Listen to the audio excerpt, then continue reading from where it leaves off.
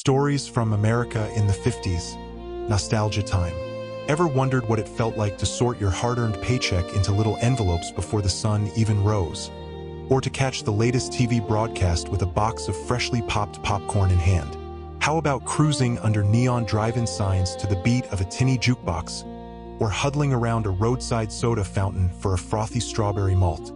We've crafted these tales to transport you straight into 1950s America. Pastel-tiled kitchens, polished chrome cars, and all the small-town rhythms that made every weekend a new adventure. Ready to step into a world of sock hops, county fairs, Route 66 road trips, and swing band nights? Let's go, your front row seat in mid-century America awaits. Tease Monday before dawn when your alarm sputters you awake in the pastel-tiled kitchen. You pull on your work shirt, mull together from last night's laundry, and shuffle to the Formica table where 6 crisp envelopes await. Rent, bills, food, gas, savings, and fun. Outside, the first horn blast of the Model T mail truck echoes down the quiet Levittown street. Another week of Cold War jitters, duck and cover drills, and TV dinners about to begin. You tuck away your rent and bills money without hesitation. The rest feels fragile, like the thin plastic helmet you folded for last month's school drill. You slip the envelopes into your coat pocket and head out, humming the new Elvis tune that crackles through your Zenith transistor radio. Tuesday, after your 6 a.m. punch card, you swing by Feinberg's Market under a neon Coca-Cola sign. The butcher's boy slides you 2 fresh steaks, just enough for tonight's backyard barbecue on your charcoal grill, while the baker's daughter wraps your loaf in a wax paper bag stamped with a Jell-O ad. You spot Tupperware storage bowls on display and imagine Ethel hosting her first Tupperware party in our new rec room. But for now, it's just mustard and Miracle Whip squeezing neatly into your food envelope. That evening, the family gathers for meatloaf, seasoned with a squirt of Campbell's soup mix, and mashed potatoes, all set on the Formica table with ketchup boats shaped like little boats. Eddie, in his Letterman jacket, complains about his sock hop date change. Mary, in a polka dot dress and saddle shoes, practices her hula hoop twirls in the living room. You relive your high school prom in 49, poodle skirts and pompadours, while Ethel warms up the RCA console for I Love Lucy at 8 p.m. Even the kids pause to watch Lucy's shenanigans, laughter stitching a warm patch into the evening. Wednesday brings a scare when the Plymouth's engine coughs on the way to the Sinclair station. Gas is tight, but you scrape together enough for this week's commute and toss a coin into the jukebox at the diner. Earth Angel, crackling through tinny speakers as you sip your malted milk. Your coworker teases you about paying for rock and roll with nickel jingles, but you just grin. Some tunes are worth skimping on cabbage and bread. Thursday at the factory, the press's piston rhythm matches your heartbeat. Break comes with word of a fallout shelter inspection scheduled at the plant. Steel doors, stacks of canned beans and water jugs, ready in case the big one hits. You swap rumors of spy planes over Alaska, Khrushchev's tour, and the latest Populix kitchen gadget, the electric can opener. When the siren wails for the drill, you crouch under your folding desk, stapler clutched against your chest. Just another Tuesday in Atomic America. Friday afternoon, payday arrives with the same little whirl of excitement as the weekly American Bandstand broadcast. You march to the credit union, Ethel at your side, and deposit a few dollars into savings. It's not enough for that Schwinn bike Eddie wants, but it'll cover next month's refrigerator repair, the one that swallowed half your nest egg last winter. That evening, you funnel what's left into fun.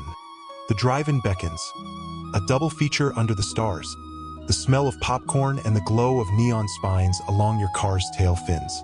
You park the 49 Chevy Bel Air alongside other fins-up cruisers, kids piled in back under fleece blankets, transistor radio set to the live remote.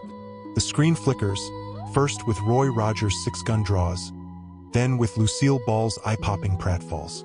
Between reels, you share a sack of popcorn, each kernel a tiny rebellion against rationed happiness. Saturday dawns hot and golden. You mow the lawn in your wingtip shoes, track marks left by the mower echoing the pond hockey games you played as a boy, and Ethel hangs freshly washed curtains in salmon pink. The scent of Lysol and starch fills the air. A neighbor waves from his porch, his transistor radio blaring Perry Como. Suddenly, you're back in 1953, when Ike took office and pastel kitchens were all the rage. That afternoon, you chase deals at the A&P frozen TV dinners for 37 cents, a marvel of post-war convenience. Cans of Campbell's chicken soup advertising America's favorite, and a stack of Look magazines showing Marlon Brando in his greasy hair rebel without a cause phase. You stash what you need into the food envelope and slip the rest of the week's groceries into Ethel's basket for Jell-O salad experimentation. Sunday unfolds slowly, over flaky biscuits and a pot of Maxwell House. You clip the comics from the morning paper, Blondie, Lil Abner, Peanuts. The kids chase each other in the backyard, barefoot on dewy grass, while you and Ethel lean back, savoring the hush before the church bell tolls at 11 a.m. You drop a dime into the collection plate, part church offering, part fun envelope, then linger to chat about the upcoming neighborhood sock hop and whether red lipstick still qualifies as modern for the high school dance. Back home, you flick on the TV to catch the Ed Sullivan Show, Elvis's tiny hips causing a stir, the nation clutching its pearls over his gyrations. Ethel quips that she saw less scandalous moves at the barn dance last summer, and you both laugh. In these simple rituals, Sunday drives in the family car, ice cream cones at the malt shop, episodes of Gunsmoke casting their shadow over the twilight. You sense the weave of post-war optimism and undercurrent of anxiety that defines your era. As dusk deepens, you tally the envelopes one last time. Gas has just enough for Monday's ride. Food holds a tin of beans for tomorrow's stew. Fun still shelters that single quarter for an impromptu soda fountain treat. And savings continues its slow climb, a testament to discipline in a time of rock and roll rebellion. You climb into bed beneath the old feather mattress. The sheet's pastel fleur-de-lis print a final nod to 1950s style. Ethel's hand finds yours in the darkness, and you both inhale the soft hum of the electric can opener left running in the kitchen. An idling lullaby of modern convenience. Outside, the wind rattles the aluminum window frames, carrying the distant echo of a baseball game on Wynn's radio. You drift off, safe in the knowledge that come dawn, you'll return to the same tightrope act. 6 envelopes, 1 paycheck, and the promise that, even in the era of fuse boxes and fallout shelters, there's always room for a little fun under the neon glow of American dreams. Sock hop savings. It's Saturday afternoon when your alarm drifts you awake. No school today, but the day's mission already spinning in your head like a record on the jukebox. You slip into the bathroom, brush your ponytail into a high swirl, tie on your red scarf, and smooth the pleats of your new poodle skirt in the mirror. Today's goal: make it to the sock hop at Lincoln High and dance under lanterns until your bobby socks wear thin. You grab your pay envelope, folded crisp from weeks of Saturday shifts behind the soda fountain at Millie's malt shop. Between Sunday toppings and nickel tips, you've squirreled away just enough for saddle shoes, a tube of crimson lipstick, and $2 left over for root beer floats. Your best friend, Debbie, is already at her locker, waiting by her dad's cherry red Chevy Bel Air. On the drive-in, AM radio crackles with rock around the clock. You tap fingers on the dashboard chrome, hum along, and sneak a glance at Debbie twirling the steering wheel like she owns the road. She pulls up in front of the school gym, engine idling, tail fins feathered with sunlight. You slide out, smooth your skirt, and join the line of classmates trading gossip about the latest TV craze. Next week's American Bandstand tryouts, and the rumor that Disneyland's opening a new after-school club. Inside the gym, colored streamers zigzag from the rafters. A live duo in narrow ties and bobby-slicked hair rips through a jitterbug tune. You grab Debbie's hand and let the music carry you.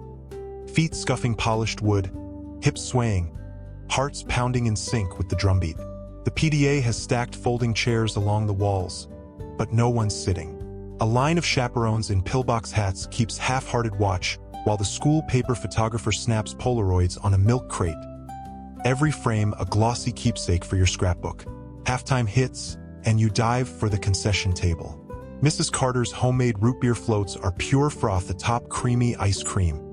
They cost 20 cents but taste like pure freedom, fizzing on your tongue while you catch your breath. You lean against the bleachers, sopping up soggy straws, as boys in Letterman jackets swagger by, offering promises of next month's drive-in double feature.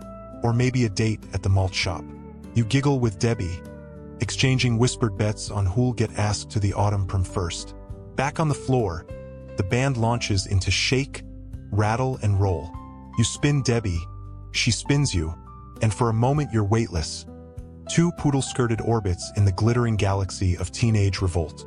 You catch your reflection in a row of windows, cheeks flushed, eyes bright beneath thick eyelashes, and feel, for the first time, that you're part of something bigger than algebra tests and curfews. As the last song winds down, the lights dim and the DJ steps to his turntables, sliding a 45 RPM of Elvis's latest single into place. The needle drops with a crackle, then Elvis's slurred promises of "Don't be cruel" blast through the speakers. You grab Debbie's hand again and run for the exit, sneakers squeaking, hair flying, as everyone from freshmen to seniors floods the lobby. Outside, the night air is cool against your skin. The school's neon sign glows above, LINCOLNHIGH, casting long shadows across the parking lot where parents wait in their Fords and Packards. You join the crowd at the Coke machine, dropping your last nickel for a sapphire glass bottle. The fizz hisses as you twist off the cap, amber bubbles racing to the surface. You clink bottles with Debbie and a couple of T-birds who swagger over asking if you'll meet them at the drive-in Sunday. You stow your skirt's pocket pedals, tiny felt circles you pin by hand, and pat your hollow heel saddle shoes. Tomorrow's Sunday shifts will refill your envelope, but tonight you've stretched your savings into something beyond dollars. Laughter under lantern light, the taste of root beer on summer palms, and the charge of music that made you believe this moment could last forever. You slide into the passenger seat of Debbie's Chevy and watch the gym fade behind you, the streamers and Polaroids and PDA chaperones slipping into memory. As Blue Moon hums through the radio static, you rest your head against the seat back, skirt sprawling like a rose in moonlight, and close your eyes, already dreaming of next Saturday's dance, next week's new outfit, and the endless promise of youth humming just beyond the jukebox glow. Mail-order dreams. Sunday afternoon sunlight spills across your front porch as you sink into the wicker rocker, Montgomery Ward catalog open in your lap like a treasure map. The screen door clicks behind you, and your husband George emerges from the garage, grease smudged on his work shirt, hands wrapped around a mug of Maxwell House. He settles into the rocker beside you, glancing at the glossy pages spread between your knees. Thinking of ordering another kitchen gadget? He asks with a grin. You trace a fingertip over a page of pastel tableware, jadeite mixing bowls, each a swirl of milk glass green that would brighten the linoleum counter. Maybe, you reply, but look at this dress. Your finger hovers over a cotton shift in rosy coral with tiny white polka dots, its skirt swaying in the breeze of your imagination.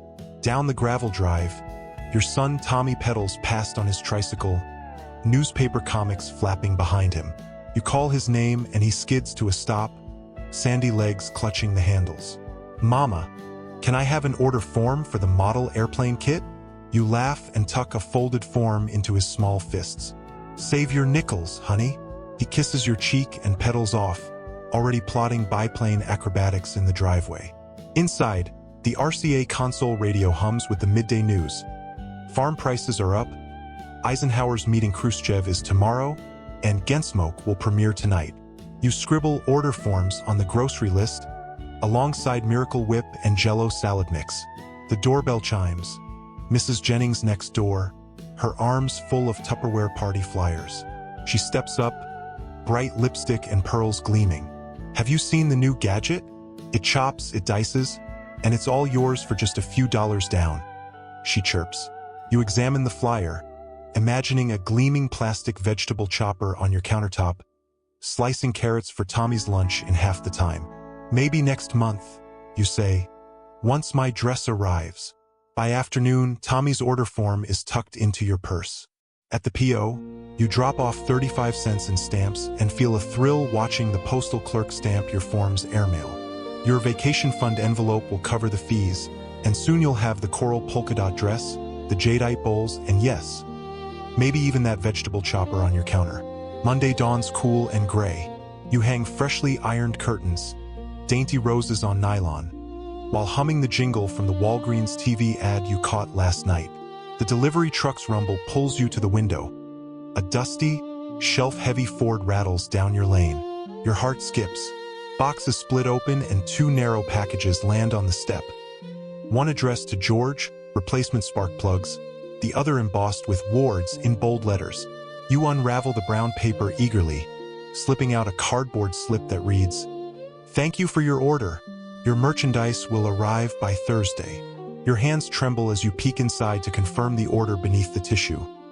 The coral polka dot sundress, its skirt pinned just so, and a matching belt glossy as patent leather. You spin in front of the mirror, imagining summer picnics and church socials. George emerges behind you and wraps his arms around your waist. "That looks amazing," he says, breathing in the cotton's sweet scent. You deposit the rest of the boxes in the storage shed, spark plugs, canned peaches, kid-sized pajamas, and carry your dress to the laundry, planning its first spin-through on fine wash cycle. Wednesday at dawn, the transistor radio bleats a weather bulletin. Another heat wave is rolling in, perfect for July's county fair. You dress Tommy in the blue and white striped overalls you paid 29 cents for at the general store, then slip into your sundress, swaying in the breeze of the ceiling fan. Over coffee, you chat with George about saving up for the family vacation to Florida, if gas stays under 25 cents a gallon and the car holds together. That afternoon, the mailman arrives with another package, a set of 6 jadeite bowls, each circled in protective paper. You unpack them carefully, stacking them beside the coffee maker. Their smooth curves remind you of the milk glass dishes at your mother's house, now passed down for Sunday breakfasts and leftover casseroles. You line them on the countertop and step back, the kitchen glowing like a modern showroom. On Thursday evening, you dust off the living room. The new RCA console, a bulky mahogany cabinet, gleams under your lamp, the built-in phonograph yearning for a stack of 45s. Elvis Presley's Hound Dog slides through the speaker's grill, and you sway, the skirt of your mail-order dress fanning out in a perfect circle. George pulls you close. "You look like June Taylor's dancers," he teases, referencing the TV tableau from last week's Ed Sullivan broadcast. You laugh and sink onto the couch, the vinyl cushions cool beneath you. Friday brings the highlight of your month. Mrs. Jennings's Bridge Club, now relocated to your dining room to admire the new table linens you ordered. Embroidered white damask with ribbon-trimmed napkins. 6 women gather, each in tea dresses and gloves. You pour Lipton tea from a thermos into bone china cups and pass around a tray of cucumber sandwiches on Tupperware plates. Between hands of bridge, they oh and ah over your Sundry Kit vegetable chopper, whipping up carrot and celery sticks for their marshmallow salad. "You must tell us everything about ordering from Wards," they whisper conspiratorially. You lean in, describing the thrill of clipping stamps, mailing the form, and unwrapping packages delivered right to your door. More convenient than Breezen's upstairs department store and half the price. They nod, already plotting their own mail order dreams. Electric percolators, a chrome-plated toaster, even that floor model television stand you've reserved for when prices dip again. Saturday dawns with a promise. Bright, hot, and humming with possibility. You park Tommy at the corner lemonade stand, his first real business venture, and head to the Piggly Wiggly. You stash our cabbage and peaches in jadeite bowls, comparing prices to those in the Ward catalog. At checkout, the clerk admires your new dress. "Looks like you just walked off the pages," she says. Back home, you juggle laundry, lemonade profits, and Tupperware bowl polishes, preparing for Sunday's church social. There will be potluck dishes in tin loaf pans, and you vow to debut your dress with pride. You press the hem one last time, fasten your pearl-buttoned gloves, and imagine the moment when you'll step into the fellowship hall, the stained glass windows casting jewel tones across your skirt. On the road with a salesman. Monday morning, 8:15 a.m. You slide into the battered driver's seat of your gray 52 Ford panel truck, briefcase at your side and ledger tucked beneath the passenger seat. Today you'll cover 50 miles through roadside towns in northern Georgia, pitching Sheetmaster roofing panels to mom-and-pop hardware stores. With a full week's worth of hotel bills, gas, and meals riding on your shoulders, you fire up the engine and flick on your Wadley Loop radio. NBC's farm report crackling through static as you merge onto Highway 411. Your first stop is Chattooga Hardware, a storefront full of tin buckets, wire rope, and dog food sacks. Bob Scoop McAllister, the proprietor, greets you by name, wiping grease from his forearms. You unstrap your sample board, 3 colors of enamel finish, and demonstrate how the interlocking panels shed rain and snow. He nods, scratches his chin, then breaks the silence. But can it stand a winter like last year's ice storm? You lift the board, tap the edge with your coin case hammer, and point to the galvanized steel core. Sheetmaster's got a warranty to match. You reply, handing him the pamphlet. He jots down your price, 45 cents a foot wholesale, and agrees to stock 100 panels. You pen the order on your pad, then shake hands, the first sale of the day in the bag. By 11 a.m., the sun's high and the air shimmering off asphalt. You top off 2 gallons of gas at 23 cents per gallon, enough to coast you through the afternoon's loop, and splurge on a 10-cent cup of café au lait from Mrs. Ramos's diner. The jukebox in the corner belches out, "That's amore," while you reward yourself with a flaky sausage biscuit. You log your mileage in the trip sheet, thumb through postcards pinned above the cash register, and mail 2 from the counter. 1 to your wife, Marion, "Missing you, home Sunday." 1 to the office, "All good, 5 dealers so far." Afternoon brings a twist, a flat tire on the treacherous stretch of US 27. You pop the hood, check tire pressure, and realize the spare is down to threadbare rubber. You eye a passing farmer's field and stream sign, trot over, and beg a quick patch. The kid behind the counter, barefoot in dungarees, pumps the tire with a hand crank as you pace, glancing when the sun dips toward the pines. 15 minutes later, you toss him a quarter and bolt back to the truck, adrenaline pumping as you narrow a cold sweat into determination. Your third call is the new hardware co-op in Somerville. Fresh shelves, enthusiastic manager, and bright fluorescent lights that make your sample panels gleam. You pitch with practiced ease, then slide into his office to talk payment terms. He squints at your net 30 agreement, then looks up. "Can you throw in 1 extra color sample?" You grin, rummage through your toolbox, and produce the aqua blue swatch you saved for just such moments. Deal sealed. By 5 p.m. the sky clouds over, and fat raindrops splatter across your windshield. Proof your panels will sell themselves when word gets out. You point your truck toward the Parkway Motel, perched on a ridge overlooking the valley. The neon sign sputters vacancy, and you park under its glow. Your key, room 12, is cold metal in your hand. Inside, a single bed, a bureau with a built-in radio, and a small desk await your expense report. You flip on the bedside radio. Lawrence Welk's orchestra drifts through, smooth and reassuring. Dinner is a standard 75-cent plate of meatloaf, mashed potatoes, and peas at the motel cafe. You slide into a vinyl booth next to a traveling shoe salesman, and you swap tales. His fight against nylon's new heel designs. Your battle to convince old-school customers that color-coded roofs outlast bare tin. A waitress named Ethel passes by, singing softly, "Hello, my baby," and you tip her a dime for the encore. Back in your room, you tally receipts, gas, lodging, meals, and fax the sales orders to the home office on the motel's teletype machine. You pencil in tomorrow's route, up toward Dalton, then east through Chatsworth, ending at Ellijay before the sun sets. Your quill nib scratches over the map's grid lines, every curve promising another handshake and another line on your commission check.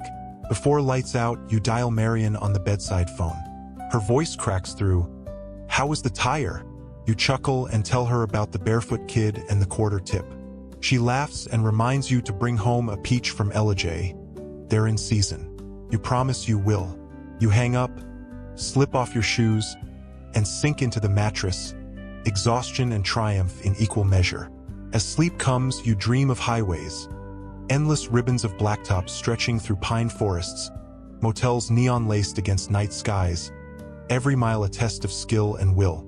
And you know, tomorrow you'll rise before dawn, don your fedora, and chase that next order.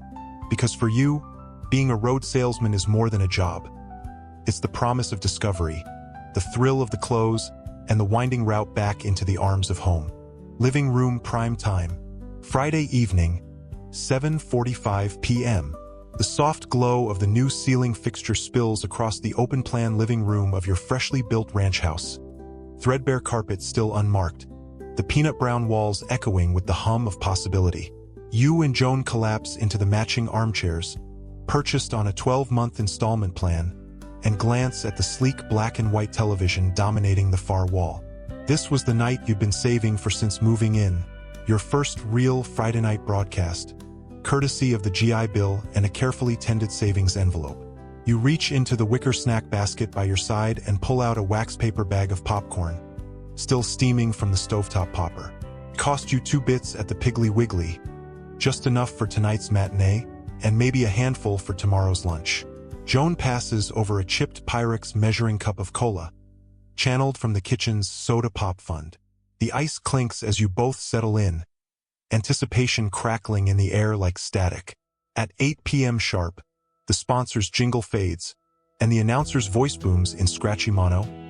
It's time for Lux Radio Theater on television, presenting the adventures of Mr. Blandings.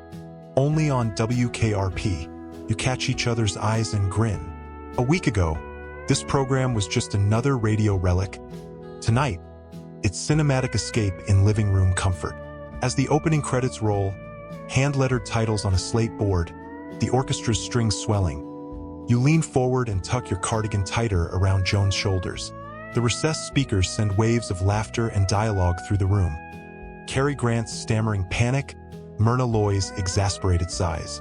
You whisper, "Remember how Uncle Frank used to tell us about Sunday trips to the Bijou? Popcorn for a nickel and a nickel cola?" Joan nods, her eyes misting at the memory of those grandpop's tales. Halfway through, the picture flickers just a moment, then steadies. You pat the side panel and murmur, "Tubes still settling in." When Grant bursts through the office door on screen, you both burst into genuine laughter. The one where your chest aches and the room seems to expand. At intermission, you rise to refill the popcorn. The stovetop popper squeaks under Joan's gentle shake, the kernels jumping like children in a schoolyard. You toss in a pat of margarine and a dusting of salt. An extra 3 cents in tonight's tab, but worth every granular spark of flavor. Back in your chair, you share a bowl and trade whispered bets on how the Blandings mortgage crisis will resolve. Just like you and Joan hoped your own bills would someday. When the sitcom returns, you lean back and let the black and white frames blur at the edges. The rumble of Grant's old jalopy, the slapstick chase around the furniture, the steady patter of the canned laugh track. Outside, traffic hums along the new suburban thoroughfare, and you imagine neighbors in their picture window parlors, tuning in at the same exact moment, connected by this flickering signal. As the final scene fades and the announcer wistfully promises next week's color preview spectacular, you stretch and turn to Joan, who's wiping a tear of laughter from her cheek. You turn off the set and sit in the hush that follows, the sweet absence of static, the lingering glow on the screen. You tally tonight's entertainment expenses in your head. 25 cents for popcorn kernels, 3 cents for margarine, 12 cents for colas, 1 cent for salt, 41 cents well spent. Tomorrow promises block-rocking snowstorms of errands. The grocery list for meatloaf ingredients, shuffling through the war bonds envelope for the mortgage note due Monday, clipping the coupon for Lifebuoy soap. But tonight, you have velvet soft laughter in your ears, the warmth of shared joke lines, and the quiet pride of a home built on service-paid benefits and thrift-earned comforts. You rise to brush the popcorn crumbs from the carpet, feet sinking into the dense pile, and flip off the overhead light. In the hallway, your daughter Sarah's dollhouse glimmers under a single night light, your weekend project, given shape by hobby store purchases. You pause at her door, peek inside, and see her curled beneath the patchwork quilt, dreaming her own Friday night adventures. Back in the living room, you close the drapes against the street lamp's glare, then give the television set one final pat, an old ritual, almost a gesture of thanks. You whisper, "Good night, old friend," and head upstairs, hand in hand with Joan. The miles of blacktop and the hum of neon signs still stretch beyond your walls, but in this house, this ranch-style fortress of modest prosperity, you've carved out your own slice of Friday night magic, one twinkling cathode ray at a time. Summer block party on Maple Street. The sun hits its midday high as you back your station wagon into its drive, with the tailgate down and the picnic table folded flat in the cargo bay. Today's the annual Maple Street block party, a neighborhood ritual as sweet and sticky as the 25-cent hot dogs you'll be dishing out. You yank down your crisp white shirt, sleeves rolled once, neat and workmanlike. Then grab your straw boater hat and step onto the sidewalk, where Mrs. Ortega is already hauling out folding chairs like she owns the township. By 2 p.m., the air trembles with laughter and the hiss of charcoal briquettes. Your grillmaster apron reads, "Kiss the cook," splattered with yesterday's ketchup. But you wouldn't trade it for your best shirt. You lay out wrapped packages of hot dogs, $0.05 apiece. Buns, 2 for a nickel, and squeeze bottles of yellow mustard and Miracle Whip. Nearby, young Tommy and Mary Totter pass the lemonade stand they set up on 2 crates.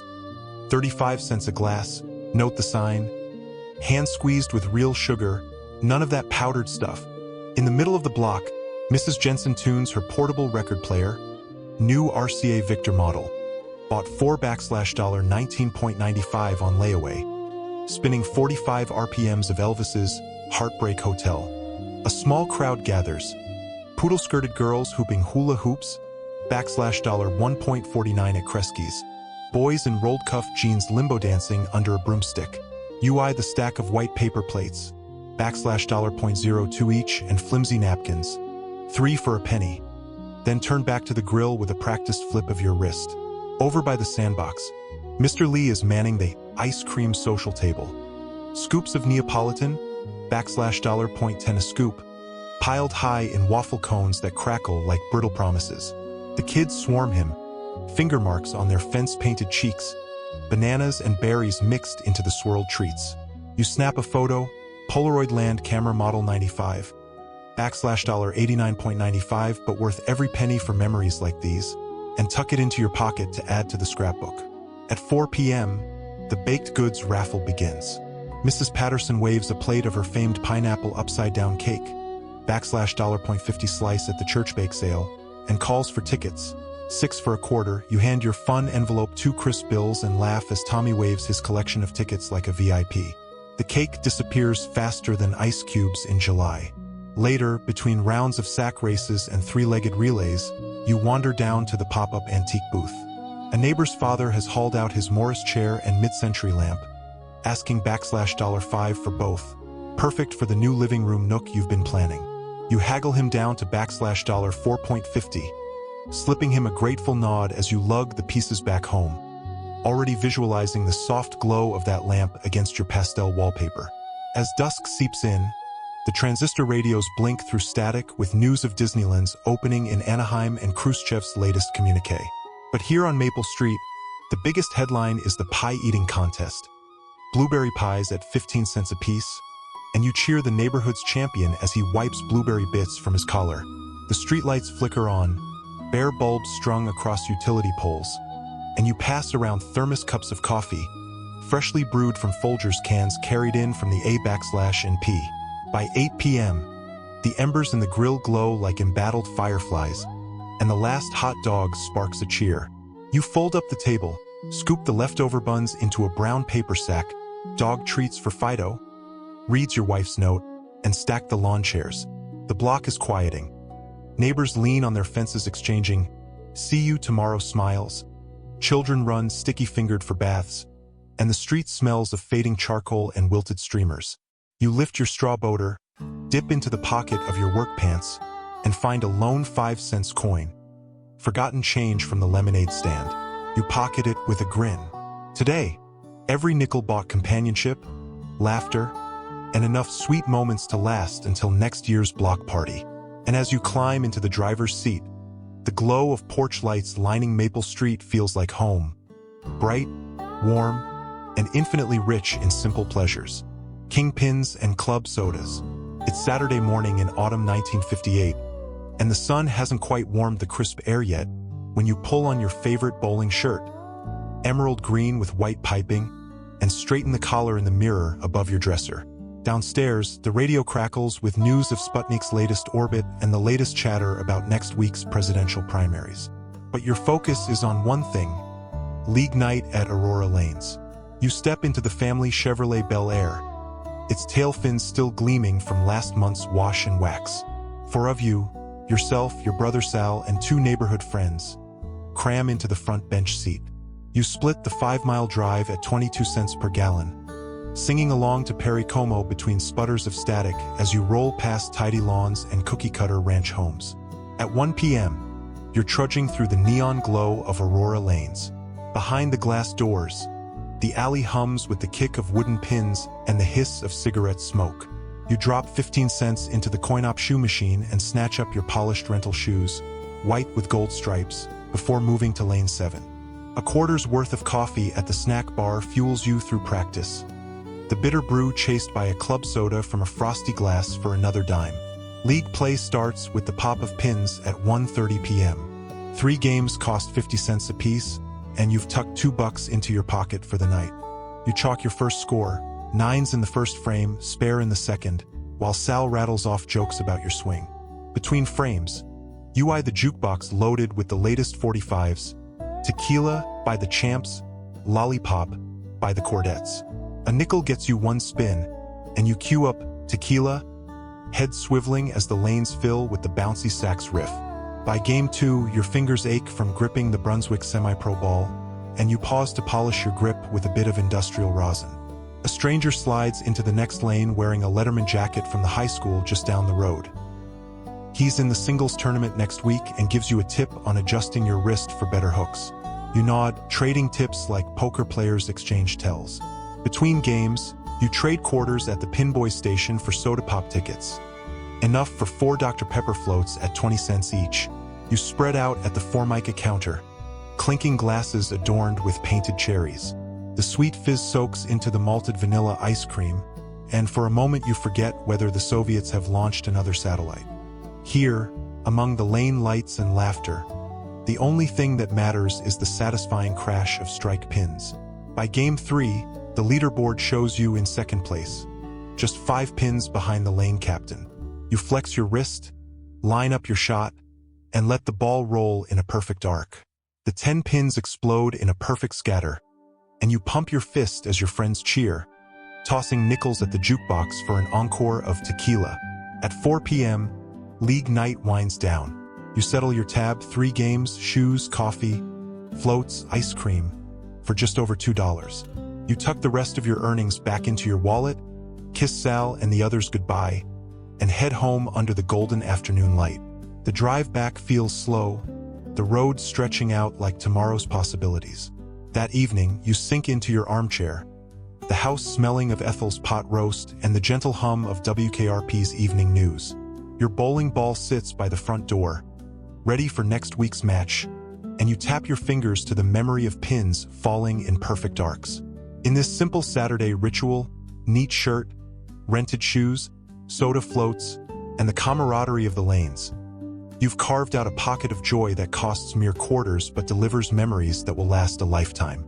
Route 66 Rendezvous. Friday afternoon, you kick off your loafers and lace into your 2-tone saddle shoes, smoothing the collar of your pale blue Oxford shirt.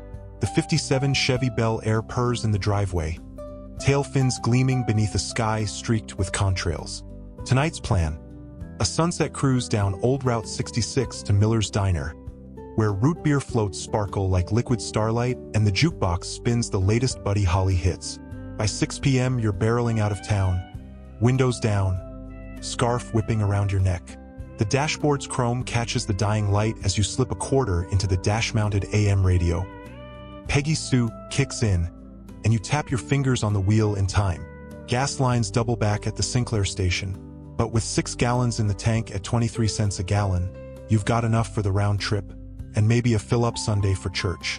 At Miller's Diner, neon tubes buzz above checkerboard tile. You slide into a red vinyl booth and order 2 root beer floats. 10 cents a float back when Miller's opened, now 12 cents each but still worth every frothy sip. The waitress, in her starched cap and apron, drops a plate of onion rings for a dime, while you eye the counter's glass case. Cherry pie slices at 15 cents, chocolate cake at 20. You wink at your date as she takes a hesitant bite of her pie. Her polka dot dress twirls when she laughs. The the seams holding strong from last month's home-sewn alterations. Outside, the jukebox lights up as bikers coast by, their denim jackets slung over leather vests. A group of teens tip their hats and nod in your direction, engines idling like impatient hounds. You toss another quarter into the jukebox, cueing "That'll Be the Day," and the diners hum along, spoons clinking against glass in perfect harmony. When the last float is gone, you step back into the Chevy's bucket seat and pop in a fresh 45 RPM. A twangy instrumental by Dwayne Eddy. The road unfurls ahead, mile markers counted in cigarette paper precision, and you steer into the twilight, headlights carving rivers across black asphalt. Your date leans her head on your shoulder, elbow grazing yours. A small spark in the hush of the open highway. You pull off at the overlook, windows fogging with your breath. The town's lights twinkle below like a scattering of fireflies, and you share a pack of Wrigley's Double Mint Gum. 5 cents a pack, peppermint breath for a first kiss. The radio drones low behind you, and for a moment, all the world is filtered through the Chevrolet's windshield. Gleaming chrome, ribbon-stripe horizons, and the promise that, with a full tank and a good song, tomorrow's worries can wait until Monday. When you drive home under a canopy of stars, the Chevy's engine hums a lullaby, and your heart still beats with Buddy Holly's rhythm. Route 66 slips back into memories of neon and milk glass floats, of polka dot skirts and first kiss secrets, proving that in the 1950s, a few quarters and a Chevrolet could turn an ordinary Friday night into a timeless adventure. Summer county fair spectacle. The sun is climbing by the time you roll into the fairgrounds, the Chevrolet's engine humming like an eager beast. It's Saturday at the county fair, your favorite weekend ritual, and you've dressed for the occasion. Crisp gingham shirt, pressed slacks, and a fedora tipped just so. Your wife, Margaret, wears her pale yellow sundress and pearl earrings, hair pinned back in victory rolls. In the back seat, the kids fidget beside a picnic basket stuffed with ham sandwiches, wrapped in wax paper and tied with string. Cheap thrills you've packed so you can splurge on funnel cakes and ice-cold Cokes once inside. Passing between booths draped in bunting, you hear the carousel's organ pumping out Carousel Waltz, its tinny melody weaving through the scent of popcorn and sawdust. You drop a quarter into the ticket booth for the 4-seater ride. One loop around the painted horses, their crystal eyes reflecting the carnival lights. Your daughter squeals as you guide her steed past a row of stuffed bears dangling from the balloon pop game. Your son, clutching a wooden train whistle you won at the beanbag toss, toots proudly with each circle. Further on, the livestock barn greets you with the lowing of steers and the bleat of lambs. The kids press sticky hands to the gate. Eyes wide as a prize, Hereford lets out a heavy sigh. A sign boasts ribbons. First place dairy cow, champion hog, grand champion roaster chicken. You lean down to Margaret and whisper, "Remember when Dad showed his jersey at the fair?" She smiles, recalling the hat Dad wore, straw trimmed with a single peacock feather. Past the Midway games, you spy the Ferris wheel towering against the sky. Tickets are 2 for a nickel, so you hand over a dime and usher your little family into one gondola. As you rise, the squeak of steel and the creak of cables accompany a sweeping view of patchwork fields and white-tented booths. Below, the crowd shrinks to colorful confetti. The baker selling slice of pie tickets, the ladies in pillbox hats haggling over embroidered doilies, the boys sporting bandanas and long hair slicked back with pomade. Back on solid ground, you guide Margaret to the food row. A funnel cake rack stands under a striped awning. One cake costs 25 cents, dusted in powdered sugar that trails like confetti across your fingertips.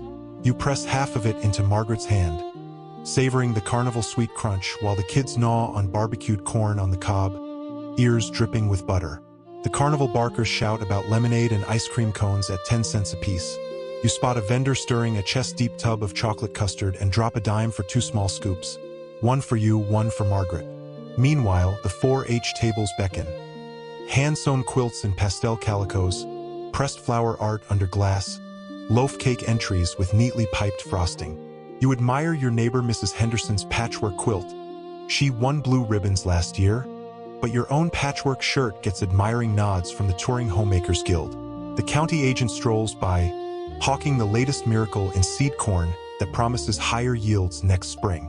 Margaret tucks a pamphlet into her handbag, plotting vegetable plots in next year's garden. As afternoon shadows lengthen, the grandstand fills for the demolition derby. You slip into wooden bleachers covered in sawdust, joining farmers in bib overalls and mothers in cotton frocks. When the first battered car smashes into its rival, you cheer and stamp your fedora, the roar of engines shaking the rails. Nearby, a man sells program sheets for 5 cents, schedule of heats, driver names scrawled in bold type, and you squint to spot the hometown favorite. Number 12, Old Bessie, painted bright blue with white daisies. Nightfall brings the fair to glowing life. String lights on the Ferris wheel, lanterns at the pie-eating contest, neon bulbs on the arcade signs. You lean against the railing, Margaret at your side, kids between you clutching cotton candy clouds that melt sticky in their tiny fists. The carousel music slows to a lullaby as parents gather tired children into arms. The PA crackles out a reminder. Last rides for the Tilt-A-Whirl. Shell out your nickels now. You dig into your fun envelope, kept safe in your coat pocket, and press 3 coins into the operator's hand. The whirling dance of metal swoops you into a blur of laughter and gasps. Finally, you lead your family past the prize booths one last time. A red ribbon flaps in the breeze, your daughter's fish painting 1 second place in the youth art division. She clutches the ribbon as proudly as any fair queen's crown. You step back to admire it and feel the day's warmth settle in your chest. The smell of cotton candy, the glow of carnival lights, the feel of Margaret's hand in yours. In the Chevy's glow-in-the-dark dashboard clock, it reads 9:30 p.m. You ease out the gates, wheels crunching over gravel, and glimpse the moon rising above the Ferris wheel, still spinning in the distance. The kids drift to sleep on the plush bench seat, heads resting on popcorn bags. You slip Margaret's hand over your shoulder and drive home under a canopy of stars, the echo of carousel music fading behind you. Tomorrow, the tractors will roll back into the fields and the farmer's market will reclaim the green pastures.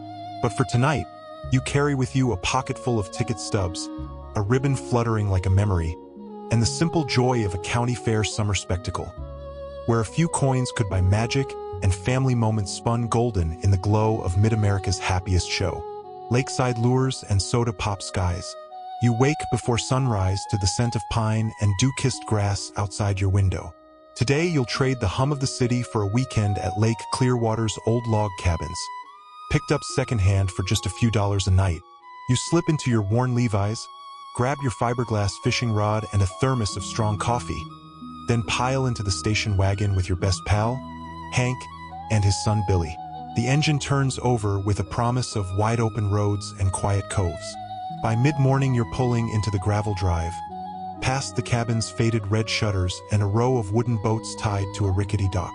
The air smells of pine resin and sun-warmed water. Inside, you drop your tackle box on the counter beside the wood stove, then wander out to the shore to pack worm containers and bobbers. Hank unloads the cooler, cold sodas rattling like wind chimes, and you each slip on canvas deck shoes, stepping onto the sun-bleached planks. Your first cast arcs over the rippling surface, landing with a soft plop. You settle into the bow, rod in hand, feet propped on the oarlock. Over the lake's glassy expanse, you hear the distant bark of a loon and the hum of a radio transistor tuned to the afternoon ballgame. Billy, giggling, dangles his line until a feisty bass tugs him upright. "Got one," he hollers, and you help him reel in the shining fish, its scales flashing like pewter coins in the sun. After a morning of easy strikes and slow drifts, you haul the boat in for lunch. On the picket picnic table, you lay out thick sandwiches of ham and American cheese, spread with mustard from a squeeze bottle, alongside crunchy pickles and cold soda pops in glass bottles, green and amber fizzing at the neck. The radio crackles with country tunes and a bulletin about tomorrow's rocket test at Cape Canaveral. And you lean back, chewing thoughtfully as the breeze plays through the pines. The afternoon stretches in golden warmth. You trade fishing spots, trading stories of the one that got away, and swapping tips on the best cut of worm for walleye. When the sun dips low, you light the camp stove and fry the day's catch in butter, garlic, and a sprinkle of kitchen shelf onion powder. The cabin fills with sizzle and the comforting smell of fresh fish. Outside, the sky blazes pink, then slips into violet as you pour coffee from the thermos and settle onto the porch to watch fireflies blink above the reed beds. Later, as darkness gathers, you unpack a deck of cards. Old Bennett's cut thin from years of riverbank games. The lantern's glow casts dancing shadows on the log walls, and you play poker by scoopfuls of popcorn popped on the stovetop. Occasionally, you pause to listen for hoots from the nearby owl or the far-off echo of a passing train. Billy's eyelids grow heavy, and you tuck him into a fold-out cot with a quilt your mother made. You leave the screen door open a crack, letting in the night's cool hush. Sunday dawns with a sharp chill and a promise of another perfect day. You slip out to the dock, rod in hand, greeting neighbors who've camped under canvas tents, their coffee percolators already singing. The lake glimmers under the low sun as you bait up for one last morning of drifting among lily pads and sunken logs. A pair of loons surfaces nearby, their mournful calls carrying across the water, and you feel a quiet swell of gratitude for the fish, the friends, and the slow pulse of simpler times. Late morning, you pack the wagon, flip-flops, empty soda bottles, and a half-dozen filleted base wrapped in newspaper. You tip a smooth stone paperweight into the jar that tracks cabin fees, wave goodbye to the dock's weathered planks, and settle Billy into his seat. The station wagon crunches onto the highway, windshield alive with dancing motes of sunlight. As the city's edge appears on the horizon, you pull over at a roadside stand hawking fresh peaches and corn on the cob. You hand over a few crumpled dollars, and the vendor's daughter tucks the fruit into a paper bag with a shy smile. Back on the road, you sip peach juice while the radio hums with the day's headlines, talk of new suburban highways, the next big TV show, and Elvis's latest single climbing the charts. You grin at Hank and ruffle Billy's hair, the last echo of loons still ringing in your ears. For all the modern whirl of 1950s life, rock and roll, rocket tests, and transistor radios, this weekend at Lake Clearwater reminds you that some of the richest pleasures come from casting a line, sharing a soda, and watching the sun set behind a quiet cove. Malted moments at Millie's Soda Fountain. Saturday afternoon light slants through the striped awning of Millie's Soda Fountain, painting the black and white tile floor in warm gold. You step inside, bell tinkling overhead, and inhale the sweet swirl of syrup and ice. Cherry, chocolate, but today you're eyeing the real prize. A strawberry malt, thick enough to stand a spoon upright. Your Letterman jacket rides comfortable on your shoulders. Your date, Betty, smooths her poodle skirt so the crinoline billows just right. You slide onto a swivel stool at the polished chrome counter. Millie greets you both by name. 2 malts and a pack of saltines, hon? And sets to work. Behind her, the glass-doored cooler hushes with rows of soda bottles. Coke, 7-Up, Dr. Pepper, each waiting for the hiss of a bottle opener. You nod, slipping 2 silver dimes onto the counter. With a practiced wrist, Millie fills the metal malt cup 3/4 high with sweetened milk, plops in scoops of ice cream, then whirls in fresh strawberries and a shot of cream. The mixer spins, roaring like a mini rocket launch, and you settle in to watch the red-pink whirl gradually rise over the rim. Between gulps, you scan the jukebox perched in the corner, a gleaming Wurlitzer stocked with 45 RPMs. Chuck Berry's Maybelline, Connie Francis's Lipstick on Your Collar, and that new Elvis track everyone's whispering about. You drop a nickel for Jailhouse Rock and tap your foot as the first crackle of guitar slices through the chatter. A teenager in horn-rimmed glasses leans into your left, nods approval, then sneaks a spin of his own on side 2. Outside the window, the neighborhood's kids cruise by on roller skates and Stingray bikes, helmets gone out of style under pompadours and ponytails pinned with scarves. You half expect a squad car to purr past, protect and serve letters gleaming. But today it's just summer sunlight and the hum of distant baseball on the transistor radio. Back at the counter, Betty twirls the excess cream atop her malt with the long-handled glass spoon and shoots you a grin. She's wearing her new bobby socks, the kind with ruffled cuffs, and you can't help but imagine showing her off at tonight's sock hop under the gym's paper lanterns. You repay her smile with a playful nudge, careful not to spill your malt or your carefully hoarded weekend spending. When the malts are gone, you slide off your stool and linger by the cooler. A chipped enamel sign on the wall advertises root beer floats 15 cents. You mentally tuck that price away for tomorrow's after-church treat. Millie calls out, "Come back soon, darlings." And you grab Betty's hand, stepping back into the summer heat, the bells tinkle still echoing in your ears. Down the street, the neon sign of the roller rink beckons, but first you pause at the corner newsstand. A headline about Eisenhower's cruise missile speech catches your eye, Cold War realities bleeding into mid-century leisure, but you tuck the paper under your arm. The world feels big out there, but here in this sweet-scented moment, 2 dimes spent and a nickel's promise of jukebox glory, you and Betty have carved out your own slice of 1950s magic, one velvet smooth sip at a time. Swing night at the Elks Club. Saturday evening, 8 p.m. You pause at the foot of the stairs, straighten your tie one last time, and slip on your polished derby shoes.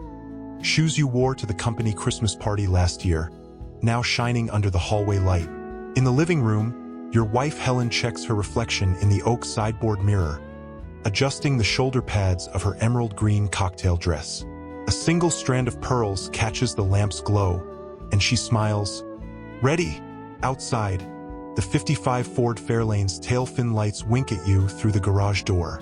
You settle into the bench seat together, engine rumbling like a promise, and back onto the street.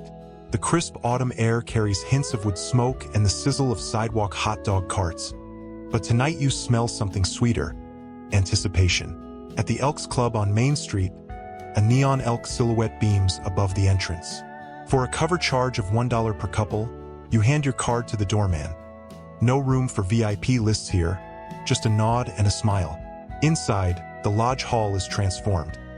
A live 7-piece swing band under strings of globe lights, a checkered dance floor polished to a mirror sheen, and round tables draped in white linen, each topped with a single votive candle.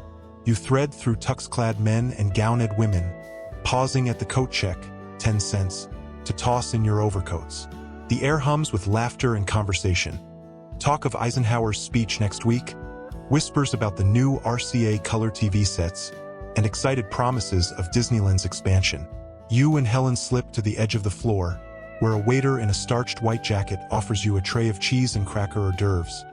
2 bites each, but tangy and filling enough to tide you over until after-party snacks.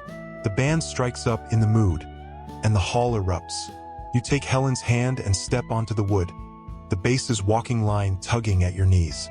You pivot and weave through couples, elbow to elbow, feet barely touching the floor.